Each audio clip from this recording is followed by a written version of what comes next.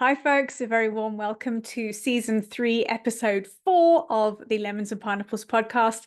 This is, in fact, the 100th episode of the podcast in total so far, which is quite exciting, really. I wasn't sure when I started this in September 2023 that it would make it here, and here we are. In today's episode, I'm going to be sharing with you 10 tips to improve your communication. And these are tips that are going to help with your communication with folks who you share your home with, as well as people at work and friends and family too. So anywhere that you have to communicate with people, what I share in this episode is going to be of real value for you. The first tip that I want to share is to listen to understand what people are saying rather than to respond. So often when we're talking to people, we're literally hearing what they're saying and waiting for our turn to give some input. One of the ways that we connect with people really effectively is through good communication. And the one thing that happens when we really learn to listen to people because we want to hear and absorb what they're saying rather than what we can add is it makes people feel really valued and really seen. So I will challenge you to have a think of a time where you felt like somebody really appreciated you and really valued you. And my guess is it's because you felt like they really listened to you and they met your needs because they understood them. We can do that for each other. And the great thing about this is the more you learn to listen to what somebody else is saying, hear it, absorb it, and respond appropriately, the more people will listen to you back. They'll return the favor. When you make people feel valued, they value you more and it will be reciprocated. It's such an important form of bonding with people and to really deepen connections. And I think this is especially important in romantic and intimate relationships with people. The way you can listen is by shutting up. Wonderful way to listen is to just be quiet and not need to fill any silences, not need to fill the gaps, and to just listen to what someone's saying and to give them verbal cues so they know that you're nodding along and you can go, yep, I hear you. Oh, I understand. Same as when you're on the phone with people is you'll have got the gist by now, even if you're listening, and especially if you're watching me. I'm quite animated when I talk. And I think it's a habit I've got into from coaching people, because often I'm coaching people online and I'm not talking. So you'll see me nodding along to make sure people know that I'm listening and they're being heard. The second tip for good communication is to practice empathy. And that means being able to put yourself in somebody else's shoes, as it were, and to see a situation from somebody else's perspective. Often we have a mismatch in communication when we have one point of view, someone else has a different point of view, and neither of the parties is prepared to flex and to be able to have some understanding for each other. When you can practice empathy and you can look at a situation and think, I wonder what this person is experiencing right now, and maybe it's not what I think. So how could that be for them? And to show that you are demonstrating empathy with people is to acknowledge how they are feeling or how you guess they might be feeling. So if you're talking to a friend who's having a really tough time, you might say things like, I hear that you're really frustrated. That sounds really difficult. How can I support you with that? Gosh, I understand that must be really, really, really frustrating, really difficult. That's empathy in action. One thing to be mindful of, because so many of us do this, I'm guilty of it, and it's something I've sort of checking myself with now as I'm talking to people, is story matching. Often when we think we're empathizing with people, we'll say, gosh, I understand that sounds really frustrating for you. How awful. I know how you feel because I went through a situation where X, Y, and Z happened and it was really awful for me too. And it comes from a space of wanting people to make sure we understand them. But often, especially if people are having a difficult time, by putting your own experience as an overlay onto theirs, it almost diminishes what they're going through. And that can be the perspective people get from it. So a great way to improve your communication is to catch yourself as you're about to start story matching in order to empathize. And rather than doing that, just say, gosh, I hear that what's happening is difficult for you. How can I support you? A much better way of dealing with it. Then you can story exchange when things have calmed down, but often in the moment, it's not the most helpful way to show empathy for somebody. The third thing is to be mindful of your own body language whilst you're talking, and also to be mindful of the other person's body language. We communicate an awful lot of things with nonverbal cues. And if you can start to notice when somebody is talking to you, if what they are saying is not matching what you're seeing, it's a moment to ask for some clarity. You could say, for instance, to somebody will tell you they're not angry about something, but their body language tells you they're furious. It would be a moment to say, you're telling me you're not angry, but it looks like you are angry. Do we need to talk more about that? What's going on for you? Can you share a bit more about your experience with me? Often we're communicating and we're trying to get a need met.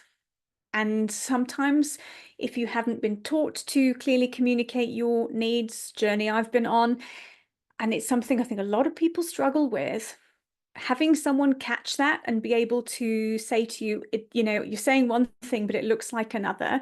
You might be just meeting a need for them. And when someone feels that their need is being met, they're more likely to be open. They're more likely, if they are angry, to calm down and to actually share what's going on.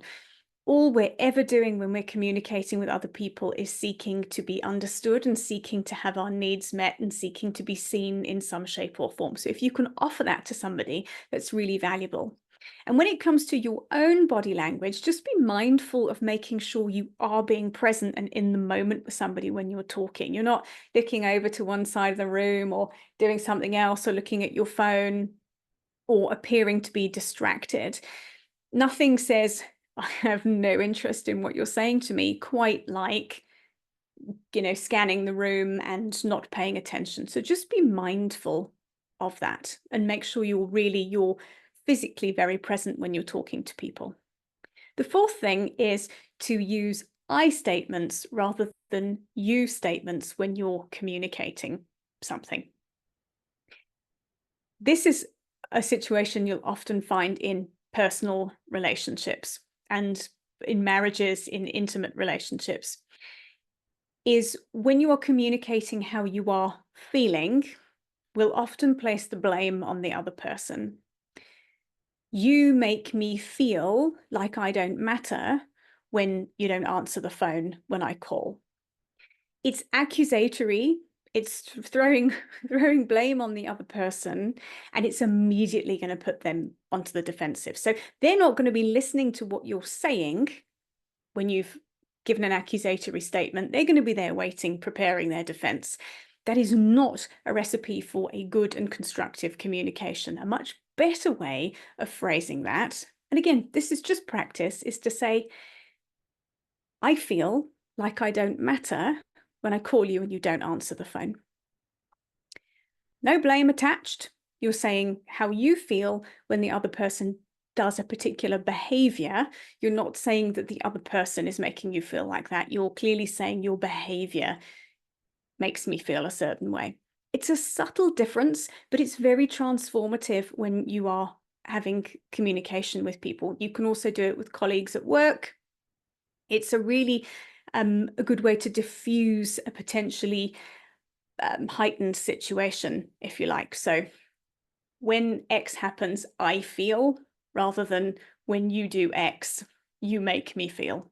Subtle shift, give it a try.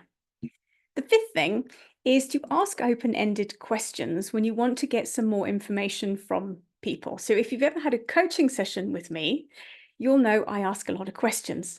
If you've listened to some of my podcast, episodes, I ask a lot of questions, because questions, and especially open-ended questions, are how to elicit information from people. So instead of saying to someone, is your favorite color blue, when the answer is going to be yes or no, you could say to them, why is blue your favorite color? I'm curious to know. You're going to get a hell of a lot more information from that person by asking a why question, because they'll tell you what's led to the point that blue is their favorite color. It might be that their grandma used to wear a dress that was blue and it was her favorite dress, and there's a real fond memory of grandma associated with that. And you'll find a lot more information out from somebody by asking questions that start with why, what, or how. Great tip. Try that the next time you're talking, especially to somebody new. If you're looking to rapport build with someone, if you're looking to get to know someone, open-ended questions are the way to get behind the veil of what's happening for somebody else. Number 6, be patient.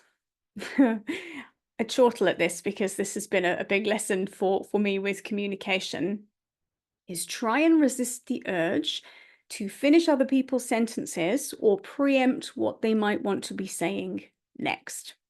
I have a husband who verbally processes, and he tends to tell quite long-winded stories. There'll be big pauses in them, and I'm quite a fast talker and a fast processor. So it is so tempting, and I do it often. I'm trying to catch myself. I will complete what I think he's going to say to try and speed the process along. It isn't really a very loving way of communicating to try and rush somebody through what they're saying. So if you can relate to that, again, comes back to the first point. Sometimes you need to just shut up and listen, however hard that might be. And you can breathe into it and just practice a little bit of patience. When you can hold space for somebody like that and you allow somebody to talk in their own time, you will make them feel valued and seen, and they are more likely to open up and talk to you.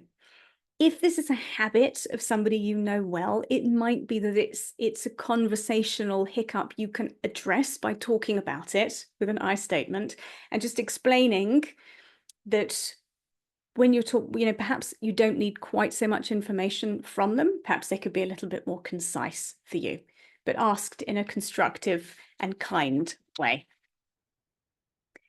Number 7 is to stay present in the moment when you're talking to people. I touched a little bit on this already, but try and avoid things like having a phone in your hand that you're looking at, or watching TV, or scanning a magazine, or reading a book, or try and avoid doing some other activity whilst somebody is talking to you. The most effective way to communicate with people is to be present, to give them eye contact, and to listen.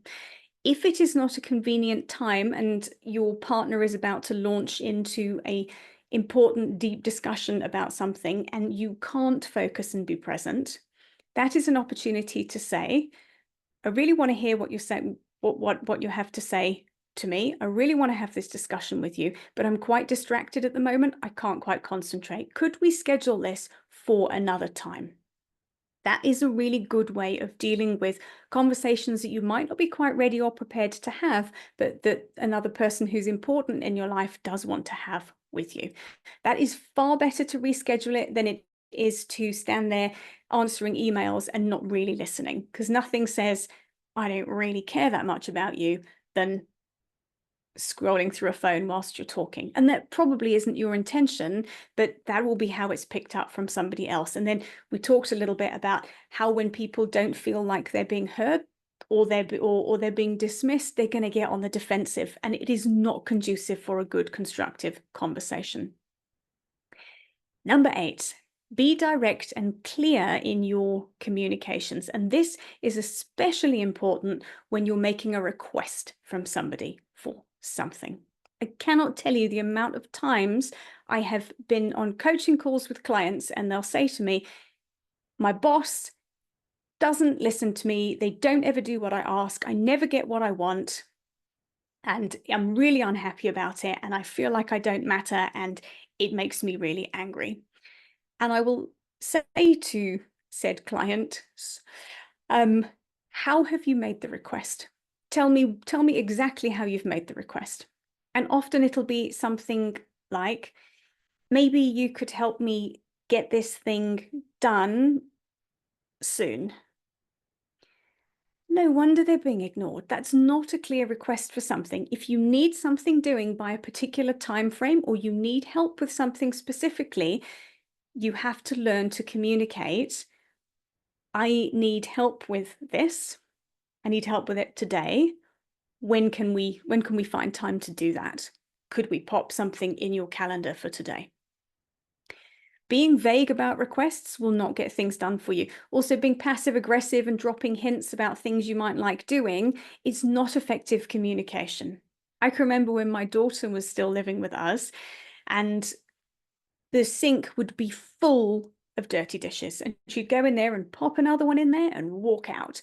And husband and I looked at each other like, why the hell does she not just wash the dishes? And it is quite a good question.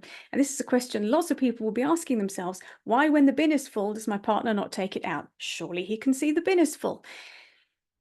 And I said to Rosie, my daughter, can you not see the sink is full of dishes? Do you think maybe you could wash them? And she said to me, and she's quite right, Mummy, if you would like me to do that, please just ask me. Out of the mouth of babes, hey? And it's true. We spend so much time kind of waiting for someone to guess what we want, or thinking they should know. They should be able to mind read here. And they don't. And we get unhappy with them. And then the person who we're unhappy with is like, what the hell just happened? Communicate. If you want something doing, be direct and ask for it. The worst that can happen is somebody can say no, but at least you have asked, and you're not sitting in that limbo of waiting for someone to pick up on your imaginary signals that you may or may not be putting out. Number 9 is acknowledge and validate other people when they're talking to you.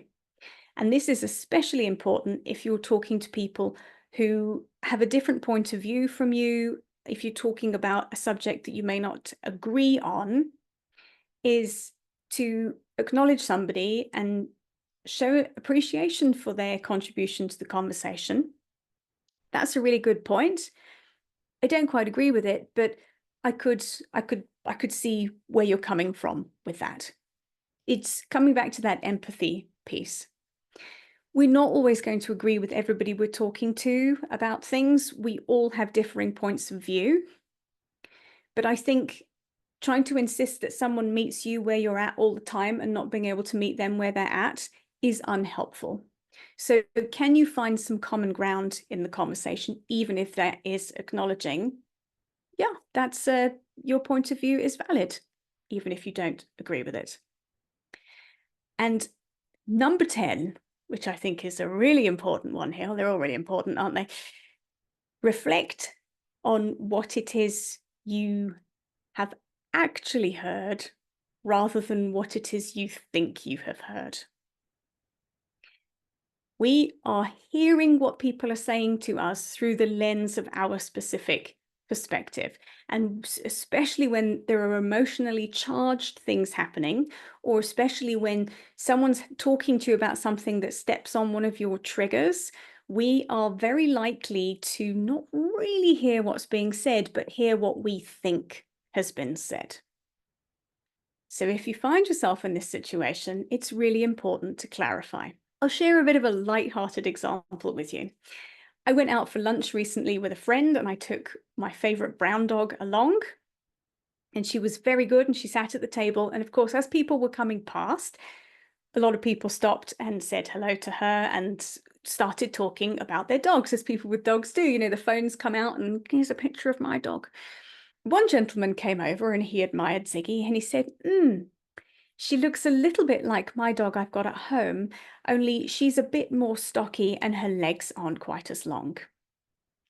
What, for a fraction of a moment, I caught myself hearing was, your dog is fat. He said nothing of the sort. He wasn't alluding to her weight. He was just saying that his dog at home has a more slender build than Ziggy. but what I heard was your dog is fat. We do this in important situations. And if you are not sure that you have interpreted what has been said correctly, it is best to check. So if in a work situation, for example, someone says to you, the team's going to have to put some longer hours in to get this project completed, and what you hear is you're lazy, it's really important to go back and clarify so you are not operating from the lens of, my boss thinks I'm lazy.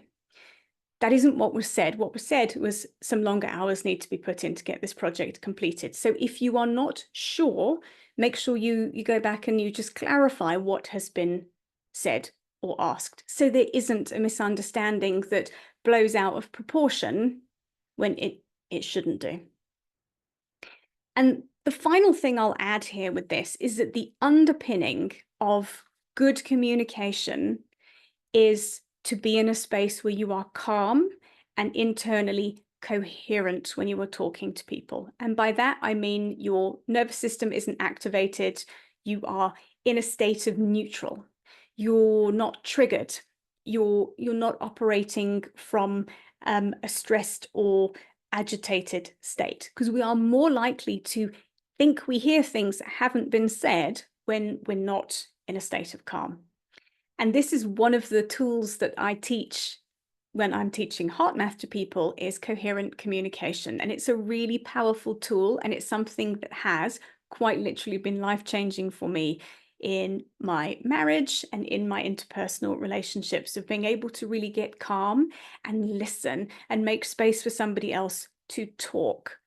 It is communicating with people is what builds relationships. It's what makes or breaks relationships. So if you're interested to hear about that, please get in touch with me.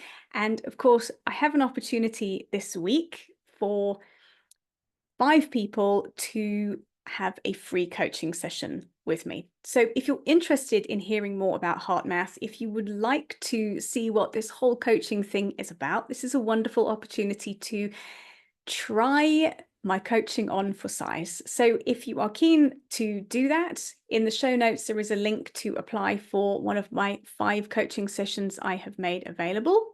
So you can go and fill out the form, and I will get back to you if you are successful. And of course, if you want to talk about coaching or find out more about heart math, you can pop me an email. The link is in the show notes, or you can pop me a DM on Instagram. Just get in touch and we can chat there. Thank you for listening today. Thank you for being with me for 100 episodes of this podcast. And here's to 100 more.